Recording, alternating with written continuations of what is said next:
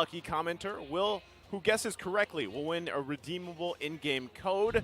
So remember to keep an eye out. You don't have it long when it does pop up, but now we're loading in here to the Land of Dawn. It's the last series to round out week number 2 here. It's ONIC Philippines versus NXPE EVOS. All right, I'm really going to love this mid lane matchup because you know two feathered airstrikes, it's always a mess. It's always chaotic whenever you see those together. And that's exactly what's going to happen here. And the pressure from the Kaja means that the moment they hit level 4 there, something's bound to give. Yeah, I love the power spikes that you've mentioned here, Rockhart. Earlier, ONIC Philippines, they secured the Brody, and we've talked about how Super Friends is phenomenal with this Farsa. So if everything works well here, this is just a complete domino of damage while entering mid-game. But the problem here that we can see against NXPE EVOS is how will they rotate up against ONIC Philippines. But slowly containing a Martis jungle up against a Fredrin, a higher sustained early game is on the side of Sensui. Yeah, and of course, the Martis will try to maybe delay the fights, maybe until level 7, level 8, when you have better chance to actually pull off chain ultimates, right? That's the moment you want as a Martis player. You don't want to fight level 4 because you're not as strong yet. You hold it off, right? And you just focus on the objectives the best you can, I feel like. And at some point, then, you know, your Martis has room to move around in, but still, Fredrin, for the most part, it's that CC train that you have over here for pretty much ONIC Philippines. Not just between the Fredrin, but then, of course, you have the Ruby there. So if NXP wants to get the upper hand, they've got to really play around the CC being thrown at them. If they can do that, they get the firepower they need on Domeng, and then even Goyong. At some point, the Terrifies will be there. So if they can lock someone down, or even make that straight line to the back line, that will be crucial.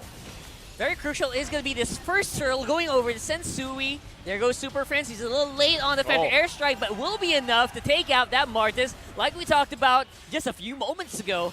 And look at that, Ryota. He's really, really taking up the mantle of that front line for ONIC here.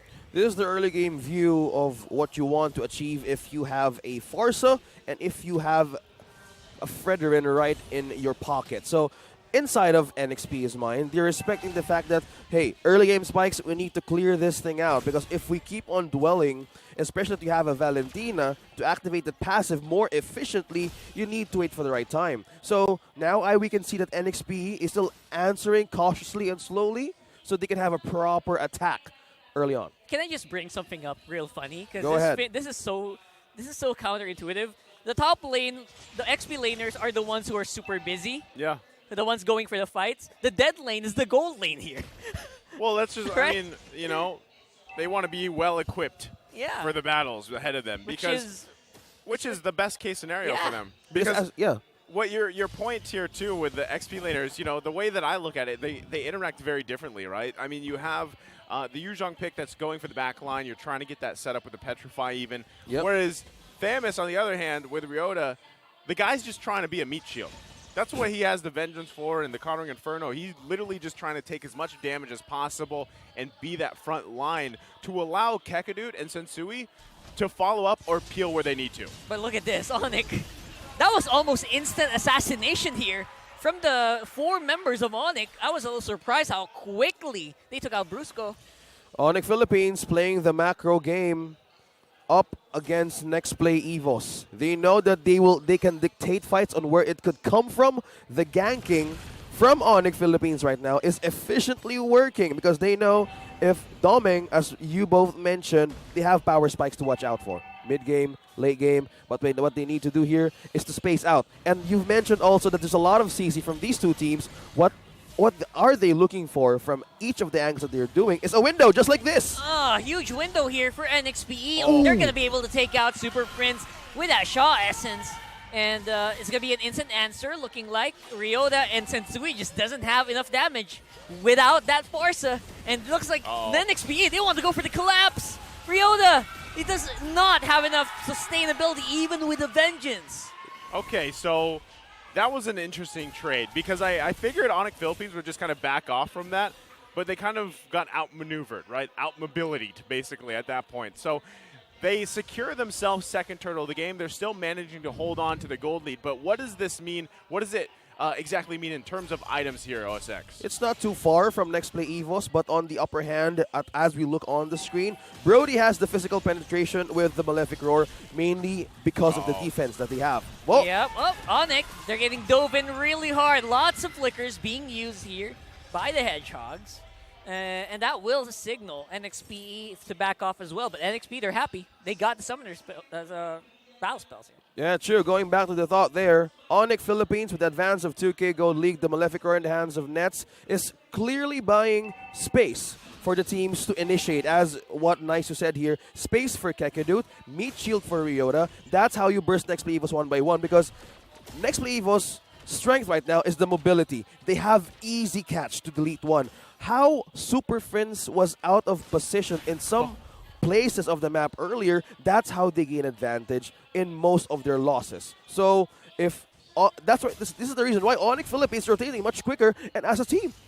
I like what they're trying to do here, though. Now they're putting the pressure on this bottom side. They want to get this tier 1 down so that they can actually probably lane swap and switch things up, focus on those turtles or the other later objectives in the game right now. So there it is. Turret falls here, bottom side, and they're going to go ahead and rotate up to try to contest this turtle up top now that it's spawned. If they can get this third one, clean sweep on the turtles, they'll be happy with it. And it sets ONIC Philippines up in a good position as the game transitions to that mid to late game portion. Yeah, look at the lane control. Someone's got to pick off here. Oh, man, Kekadot once more in trouble. All alone here with Nets. The damage is just not quite enough. NXPE, they're just toughing it out. They're just going in, and they're really the Brusco thing. The Brusco factor here is actually what I'm talking about here. It's on, it's up and ready. What you're seeing right now on your screens is the strength of NXPE EVOS catching two. Huge knock up there. Oh my goodness dang. What did you have for breakfast? Did you have a lot of stones? That's what I'm thinking. Man, that was literally, if anybody could have the perfect scenario in their mind as an XP laner, specifically Yuzong, that was it right there. You know, maybe throw in one more body, that would have been perfect, but what a setup there. And just like that, it starts to whittle down that lead that ONIC Philippines had here. Now, by just looking by the items, with Brody with the Blade of Heptases, by not being touched at all and most of the times being on his lane and getting some wave clears, this gives them a lot of chance to build up the damage and passive of the Blade of Heptases. So the more that they let Nets loose could mean trouble for NXPE EVOS. But then again, what sets you on the table from ONIC Philippines, there were a lot of chances that they're being out-positioned, outgunned. And most of the time, next play, with their mobility, they respond quickly and much faster around the map. Just watch NXP. I think they're starting to realize, what if we just hunt down Kekadot? Right? Yeah. It looks like the weakness in the armor of ONIC right now. And Ryota trying to offset that by starting the initiations, and it pays off. That's 2 for none for ONIC. Amazing, follow-up there, especially from the timing on Kekadut to actually decide to do that with a flicker combination. So just like that, they put themselves in a good situation, but Ding has an idea for himself coming to mid lane. All right. I was thinking maybe he wants to re-engage, but realizes, wait, my teammates are not here. Yep, better not. Better not. Not yet, but both of these two teams, their first mid-tier turret is still up. Now, the mindset probably what's going on with these two players from Boyet and Sensui, you're not taking any position. You're not taking any ambush from my camps because they're not yet ready to initiate with team fights yet. Yeah. Because right now, as you've said, Kekadut, they really want to catch Kekadut because this is the momentum breaker of NXPE EVOS. So they don't want that in every equation. See, I feel like this is where things show the veterancy. Hold on, Brusco. Look at that. They're just trying their very best. 3 people on the Boyet, but he still gets the retribution. The only punish is a kill, but I think NXPE quite happy with that. Boya did this yesterday. Yeah. You remember? I'm having flashbacks of yesterday. That's why I was looking at you. Just toughing it out, and that's a lot of flickers being used by ONIC to try to disengage. That was really surprising here. From Goyoung, will pay for it with his life, but look at this thing. He's not done. He's trying to get those kills. He's got some damage, but will not be able to survive the damage output of ONIC.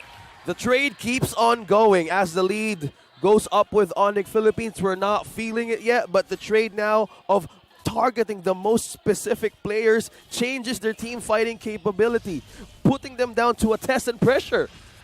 Okay. It's also funny because Free people realize that, you know what, just go for the Martis. Yeah. Yeah, just go. Just go. They know what's going to happen. Right. And it did. I mean, the crazy thing is still, you don't want to just let Boyet do that, right? Because we've seen it happen before, and even if you're winning these skirmishes and team fights, if he's able to just kind of swoop in there and take these objectives from you, especially as the game goes on, that could be disastrous for ONIC Philippines here. And as we look at the damage being done here, OSX. Goyong on 31,000.6. If you're a Valentina, you're having a good time being up against your own opponent against Super Friends, but it's not too far. But the advantage of being a Valentina, you get higher poke, higher magic damage, and clearly you steal the most efficient ultimate, and that is Kekadut. So space right now, that is what ONIC wants, because for all we know, Goyong DR is probably praying to get the ultimate to get that set. Just how they're waiting on who is going to commit the first mistake into the spark. And That's what I was saying. It's a good point because good point. It's what ultimate does he take, right? A lot of times he has to decide whether he takes Kekadut's ultimate or the Super Friends Feathered Airstrike and plays around with it. That is perfect, actually. I could have said better myself. And to combo that with what we mentioned before the game started, massive amounts of crowd control here for NXPE. And they can leverage that. That's why Goyong's just having a free hit day. Again, if Nets is having a normal day, it's a free hit day for Goyong or even for Domeng. So if this is the problem, a lot of CZs, well, turn up the damage. Turn up the damage, get the items in, get the spaces, but they keep on trading, right? They keep on trading, and if that keeps on going until the ultra late game, it's a tight game that we can actually witness. Yeah, and that's why we're going to game free. I have a feeling. That's the ultra late game. Yeah. I'm just going to call Game it, right? 3. Game 3. Game 3 games in 30 minutes each. You've been out on the backyard. The playground brawl's been going on all afternoon. And Everyone's it starts bloody. Here, and everyone's bloody. And now there's no more recess. It's No. time for this Lord. Who's going to be able to take this one? Look at the setup, by the way. This is a typical thing we're seeing now on those basically top or bottom, wherever it happens, those bush plays. Yeah, look where Ding is positioning, right? Boyet is just ringing the bell of the Lord just in case ONIC goes all in and He's they wrap ready. around just like this. Ding, There's onto the the back dragon call. form. It's a reset. Onyx on conceal, but I don't know if they're ready. It's 4 people versus 2 here on the Oh. left, and they take out Kekadut. Super Prince is very, very far away. He can't use a Feather Airstrike. And Boyet is the one who's absorbing a lot of damage coming in from ONIC. There goes Nets. He's got the double. He's also got that killing spree, so he just keeps on going. Domeng, he hits the snipe, but it's not enough. Brusco's in trouble. Flicker's on the way, and that should be it. That's a disengage, and ONIC comes out on top, 3-1. Bullets firing all over the place. ONIC Philippines completely sustaining and maintaining the team fight. Ryota becoming the meat shield by the initiation of that Yuzong. If he wanted to have it petrified or even could get a good setup, it was too far. It still trades on what's happening here. ONIC Philippines played that really well because they actually knew that typical play we see, what I mentioned before it happened, was probably what was brewing, right? And so they actually let that Lord reset a little bit. They pulled off of it, and then they responded to the play rather than getting basically sucker punched, right? I mean, that's what they were trying to do, is try to catch ONIC Philippines off guard. Didn't happen. They read right through it, and now they get to pretty much reap the rewards here and push into the most likely the inhibitor turrets of NXPE. After this, I mean, they might be looking for another one. Take a look at Brusco. Looking for an angle on the back side. Look at him. Domeng and Brusco way behind. What's the plan here? Well, Sucker punch. Complete answer with ONIC Philippines lead of 8K. Seeing the items also with Super Friends, I say they have full magic and physical penetration to give on this fight. They find Nets. It's 3 people, but ONIC, look at them. They collapse as well at the same time, and that gives Super Friends a double kill. Look at this. Nets. Oh my God, he did not go down, and I think that would be game 1. It's all up to Boyet, and it's the full squad of ONIC. Well, they're still going to have to push in. Can he actually stall this game out long enough? He's It's trying. Oh. He's trying, but he's gone. That's it. It's ONIC Philippines with the lead, completely taking game number 1. Talking about initiation day for the freshmen. Yeah. That, it's weird, right? I wasn't expecting that to end right there. But then when you see that they're trying to do what didn't work for them with the Lord, and then it didn't work for them there and ended up costing them game 1, it begs the question, exactly, was that just